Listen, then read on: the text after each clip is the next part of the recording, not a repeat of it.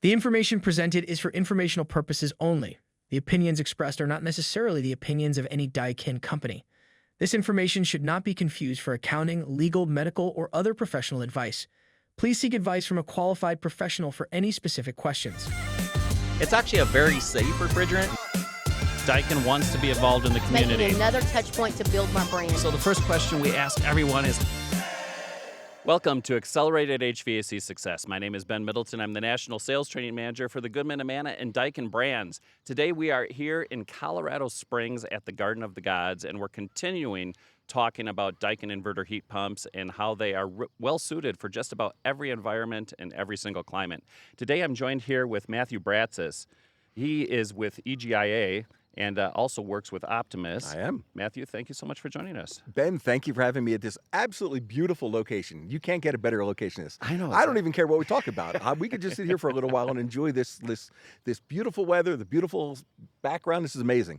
Absolutely amazing. Well, and you know, I think that's what it's all about. When we talk about Daikin and inverter heat pumps and contractors that are helping customers be able to maximize their comfort, No doubt. maximize the efficiency in their homes, be able to, really realize, their goals that they have for the comfort in their home, that's what we're looking to do. But, I think it all comes down to affordability. It all comes down to affordability. No, you're right. If you can't, that is the one thing I've been preaching. I just got done with a couple contractors who were wondering how to train their staff and how to train their techs on finance. And we keep trying to tell them, you're not training them on finance. You don't need to train them on finance. You need to train them on affordability, right? You need to train them on a payment factor, on kind of how to make it reasonable to get into their home. So I appreciate you saying affordability.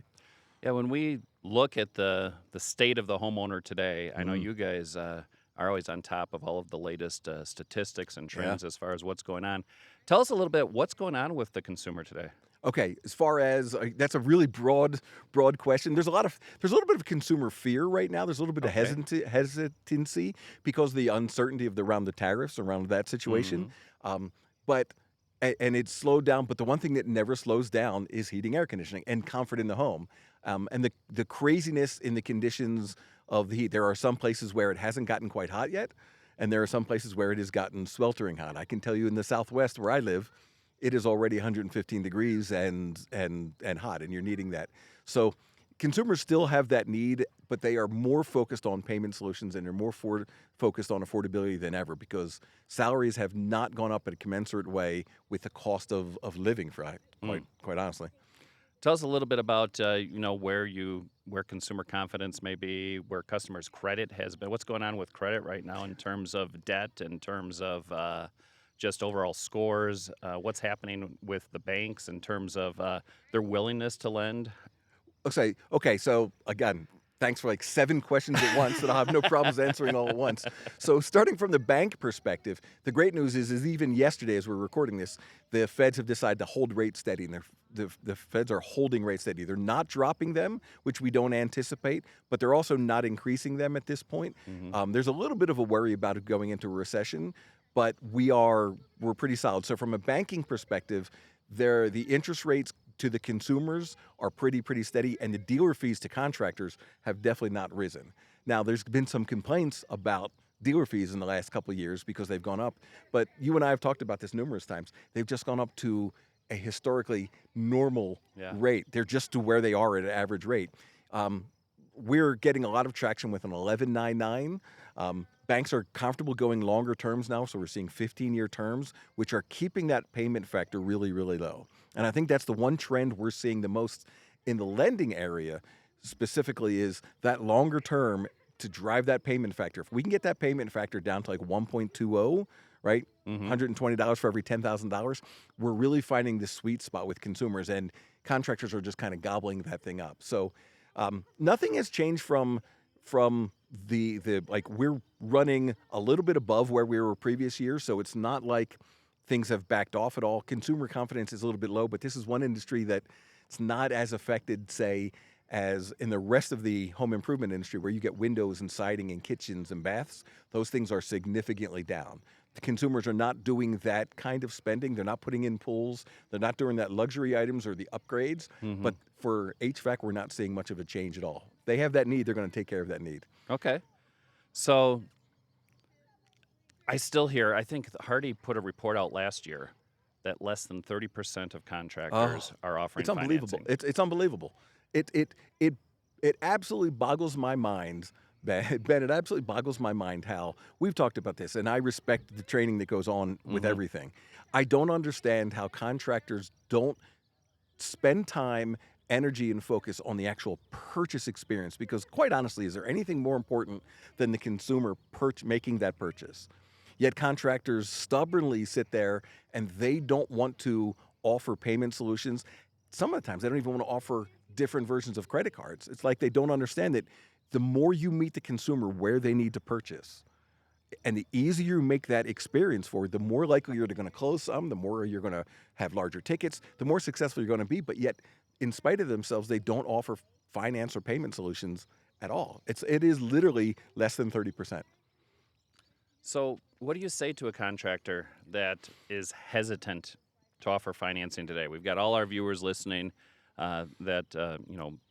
understanding the state of the consumer, understanding, hey, if I could offer it at $120 for every $10,000 that we're selling, it makes it a lot more affordable to the customer. But their customers aren't asking for financing.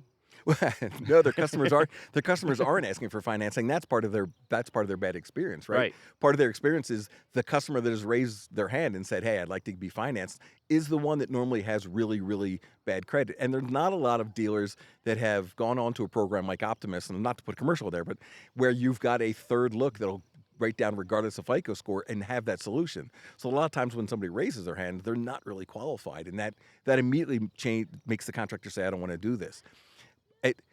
The one thing I've been preaching to our staff, and we're having significant success, and I can tell you internally, we have taken our engagement rate from low 30s, which is where it's always been. We're currently running to low 50s right now. So while we're not onboarding a million contractors because we are a small kind of exclusivity, we're not exclusive, but exclusive to Daikining programs, we are working with contractors. And it's really about active listening. They'll sit there and say they don't offer it and all their customers pay cash, which I know you've heard a million times.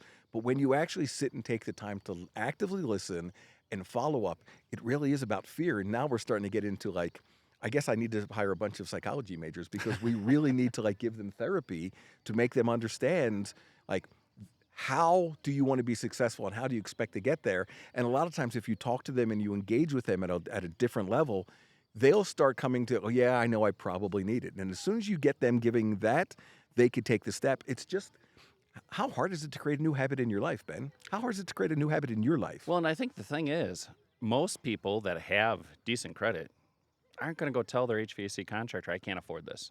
Because they're thinking in the back of the mind, "I'm a homeowner. I should be able to afford this. I'm not going to tell them that I don't have the money." They're not going to ask for financing. 100% not. They're sitting there and they're listening to everything that the contractor has to say, saying, "Yep, it sounds good, sounds great. You know what? We're going to have to think about it a little bit, Matthew, and we'll get back to you." What they're really saying is, "All right, I got to go figure out where am I going to get this money from? Are we going to put it on a credit card, or do I go to the bank, see if they'll give me a loan, get some sort of personal loan on my own?" And it's all of these different avenues that they're looking at. Whereas if the contractor just said, "Hey, I can put you into this brand new system for $150, $160 a month," the homeowner says, "Oh, that's easy. Let's go ahead and do that." We literally see it as we're trying to change the narrative, and believe me, it's a slow change. We're trying to change a narrative that contractors, if you really want to do right by your customer, if you're talking to your customer and you find out they need humidification or dehumidification or need IAQ because there's allergies or whatever, you care about your customer and you're trying to build the right solution. Why are you not caring about your customer when you have a conversation of what's the best way to make this affordable to upgrade it and give you the life? And they don't seem to want to take that step. And what we're seeing is when we get them past that, when we get them understanding that that's part of the experience, that it's not about taking finance. It's about understanding how your customer needs to be able to pay and make this thing affordable and then meeting them halfway. And if they do that, if they just take the time to be comfortable with the consumers and don't be afraid of that conversation. Don't be afraid of, you're not diving into, do you have good credit, do you have bad credit, or what if they say no, then what do I do? Because we have a program where 95% of the time you get a yes. Right. It's not that. It's really a matter of learning about the experience. And I think as the finance industry as a whole, if I was going to complain about any of us or all of us together, is we just push them to do finance, and tell them how large we're going to grow. We don't take the time to find out what their fear is and what their concern is and help them overcome and understand the experiential part of that, because that makes a big, big experience. And then you get some other contractors. There's one out here in Colorado Springs who he literally will not let his salespeople not offer finance. If they don't offer a payment solution, they don't work for him anymore. And there's a reason he started, 4 years ago, and now he's $30-40 million, because everybody's on a payment solution because they know what's right, and that's part of the payment solution. So I do think it's a mindset. I really think it's more of a mindset than anything else. Absolutely. It's a practice, right? It's a habit. It's a habit. And how hard is it to change a habit? Right. You make it a habit to offer financing every single time. This is what we do. It's part of our thing. And then it becomes the exception is when somebody wants to pay cash or write a check, you're going, I don't even know how to do that. Right. I don't even know. Right. And it's kind of the Ozempic effect. When it's really, not that I'm making up a term here with the Ozempic effect, but it's like contractors, like leadership and contractors, when they talk to us, it's like they want us to give them some magic saying or some magic pill that's going to make everybody learn finance and immediately do it. And when we talk to leadership and we sit there and say, how often are you talking to your staff? How often are you sitting down with your staff and sitting there saying, let's talk about your sales yesterday. Let's reenact. Let's do some role playing. How often? Because if you're not doing that on a regular basis, what is it? You get what you inspect, not what you expect. Right. And the problem is right now there's that, we're expecting them, but they're not doing it, but nobody's following up. And I say to them all the time, Major League Baseball players take batting practice every single day, yet we don't sit with our technicians, our selling techs, our comfort advisors, whatever it is, and literally talk to them about what was your experience and how could we have been better, because you can always be better. And it's not just with payment solutions, it should be with everything. Yep. But I just don't think there's that.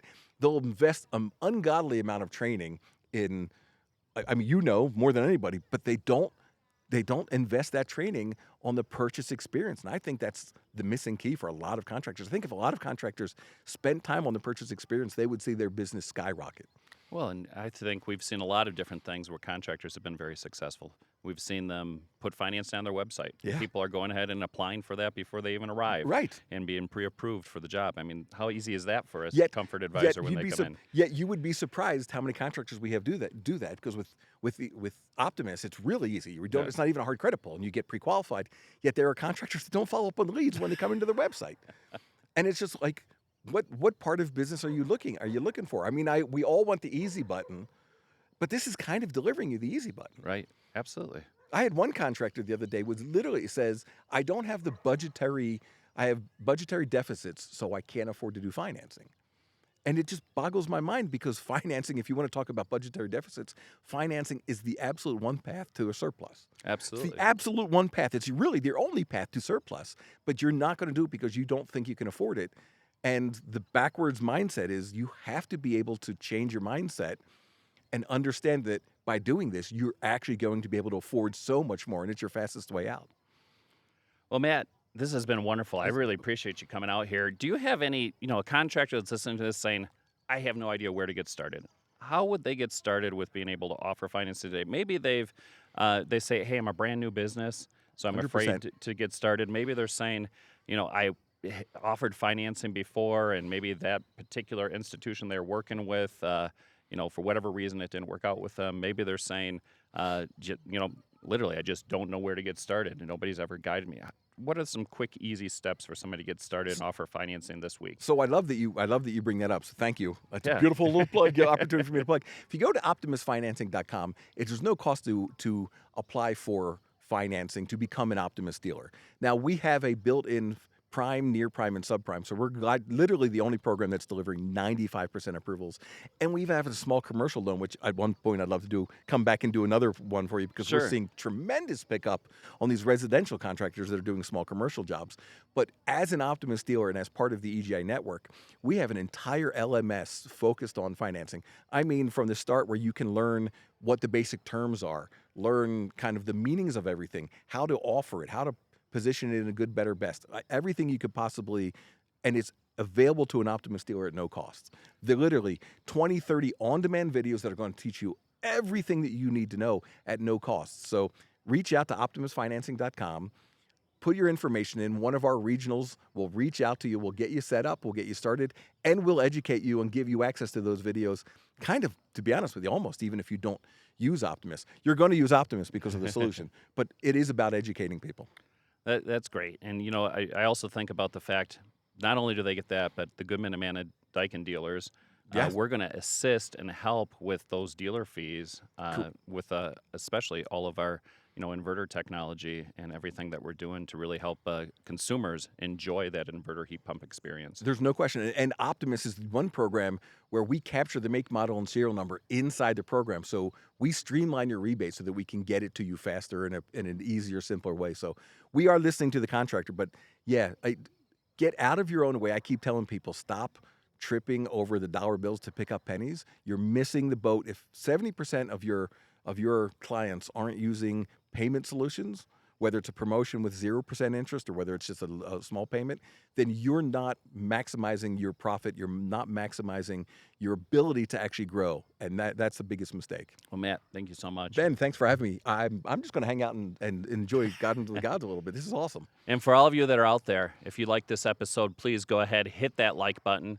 If you're listening to us on the podcast format, make sure that you go ahead and subscribe to that podcast. If you're listening to us on YouTube, make sure that you're following us so that you can be informed of all of the upcoming episodes that we have. Until next time. It's actually a very safe refrigerant.